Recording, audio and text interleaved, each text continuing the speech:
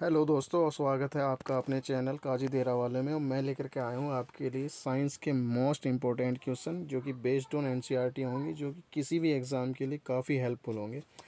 चलिए किसी भी बिना देरी के शुरुआत करते हैं। पहला क्वेश्चन है, यानी 11वां। पहली क्लास में 10 तक क्वेश्चन मैंने आपको करा दिए हैं। उसके बाद एक 11वां क्वेश्चन है ये कि एक घर में एक माह में 900 गुणा 10 की घात 6 जूल ऊर्जा की खपत होती है, तो इसकी यह ऊर्जा कितनी है, यानी कि यूनिट वो पूछ रहा था।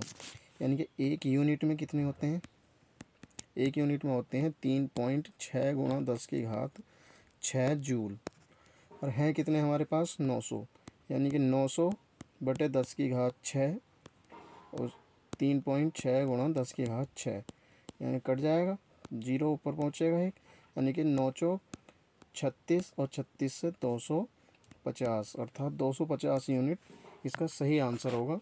नेक्स्ट क्वेश्चन है, कार्य करने की दर कहलाती है, जो कार्य करने की दर होती है वो शक्ति कहलाती है, यानी कि शक्ति P बराबर हो जाएगा हमारा W/T, यानी कि कितने समय में हमने कितना कार्य किया है। नेक्स्ट क्वेश्चन है, ऊर्जा संरक्षण के सिद्धांत के संबंध में कौन सा कथन सही है। तो ऊर्जा का केवल निर्माण किया जा सकता है, ऊर्जा को केवल नष्ट किया जा सकता है, ऊर्जा का निर्माण किया जा सकता है, उसे नष्ट भी किया जा सकता है, या ऊर्जा का न तो निर्माण किया जा सकता है और न ही इसे नष्ट किया जा सकता है, यानी कि लास्ट ऊर्जा को न तो उत्पन्न किया जा सकता है और न ही नष्ट, अर्थात ऊर्जा संरक्षण का सिद्धांत है। अगला है 14वां क्वेश्चन है, उत्प्लावकता का सिद्धांत के आधार पर जहाज पानी में तैरते हैं। सर्वप्रथम इस सिद्धांत की पहचान करने का श्रेय किस वैज्ञानिक को दिया जाता है, तो वो है आर्किमिडीज। इन्होंने उत्प्लावकता का सिद्धांत दिया। नेक्स्ट क्वेश्चन है,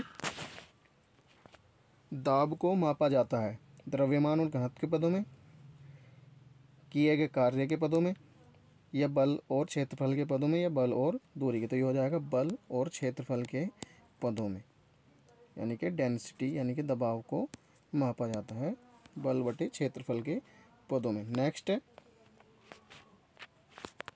हमारा, निम्नलिखित में से कौन सा कारक किसी दिए गए द्रव में वस्तु पर कार्यरत उत्प्लावन बल के परिमाण पर निर्भर करता है, यानी कि उत्प्लावक जो बल है उसके परिमाण पर कौन निर्भर करता है।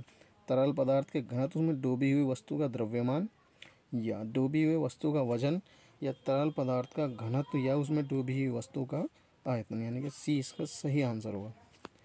नेक्स्ट है, पानी का घनत्व क्या है, बहुत ही मोस्ट इम्पोर्टेंट है, यानी कि 1000 किलोग्राम घन मीटर पानी का घनत्व होता है।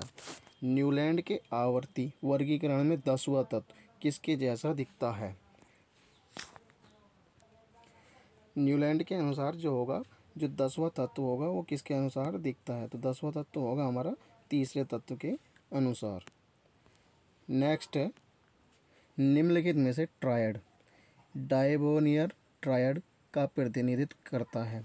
जो डोबेनियर राइनियर थे, इन्होंने जो दिया था, जो मैं सारणी दी थी, उन्होंने कहा था कि जो तत्व होते हैं परमाणु भार के आवर्ती फलन होते हैं, और जो मिडिल वाला तत्व होता है वो पहले और तीसरे तत्व के परमाणु भार के औसत के बराबर होता है, यानी कि इसका पहला आंसर हो जाएगा ए। नेक्स्ट है, आवर्त सारणी का आविष्कार किसने किया था, तो आवर्त सारणी का आविष्कार द्विमित्री मेंडेलीव ने, लुई पास्चर ने, मैडम क्यूरी ने, या एंटोनी लेबोजियर ने। तो इसका सही आंसर होगा हमारा द्विमित्री। 1869 में मेंडेलीव ने इसका आविष्कार किया था आवर्त सारणी का। इन्होंने परमाणु भार के आवर्ती फलन इनको बताया था। आवर्त अवतल दर्पण की वक्रता त्रिज्या 30 सेंटीमीटर है, तो कार्टेशियन साइन के अनुसार इसकी फोकल लंबाई किस तरह व्यक्त की जाती है। जो हमारी फोकस दूरी होती है, फोकल लंबाई होती है, वक्रता त्रिज्या की आधी होती है, यानी कि 15, और अवतल दर्पण के लिए हमेशा फोकस दूरी माइनस में होती है, यानी -15 सेंटीमीटर। नेक्स्ट है, वस्तु की लंबाई वस्तु के प्रतिबिंब और की ऊंचाई और वस्तु की ऊंचाई के अनुपात क्या कहलाता है। पार्श्विक व्युत्क्रम, दर्पण सूत्र या परावर्तन का प्रथम नियम, रेखार्धन। तो यानी कि वस्तु की लंबाई वो प्रतिबिंब की लंबाई बटे वस्तु की लंबाई के अनुपात को कहते हैं रेखीय आवर्धन, या वस्तु के प्रतिबिंब बटे वस्तु के दूरी के अनुपात को भी रेखीय आवर्धन कहते हैं।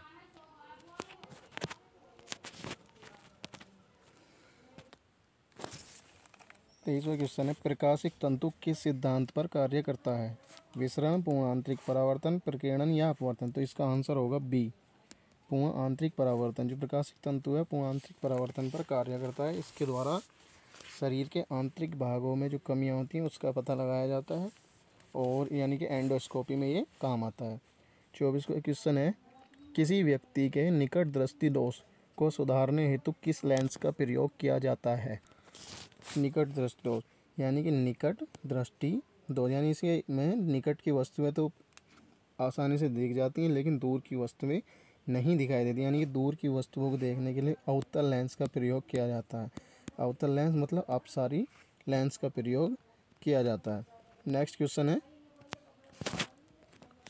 रोशनी के लिए साधारण बल्ब की जगह एलईडी सीएफएल की किस वजह से यूज हो रहे हैं, या किस वजह से लोग बाग ले रहे हैं? उसकी ऊर्जा दक्षता, सामर्थ्य, आसान उपलब्धता या सुविधाजनक निपटान, यानी कि उसकी ऊर्जा दक्षता की वजह से, यानी कि कम ऊर्जा लेता है वो और अधिक चानना देता है, यानी कि रोशनी अधिक देता है, और उसमें कोई हानिकारक गैसें नहीं होती हैं जैसे पारा वगैरह, और इससे हानिकारक किरणें कम उत्पन्न होती हैं।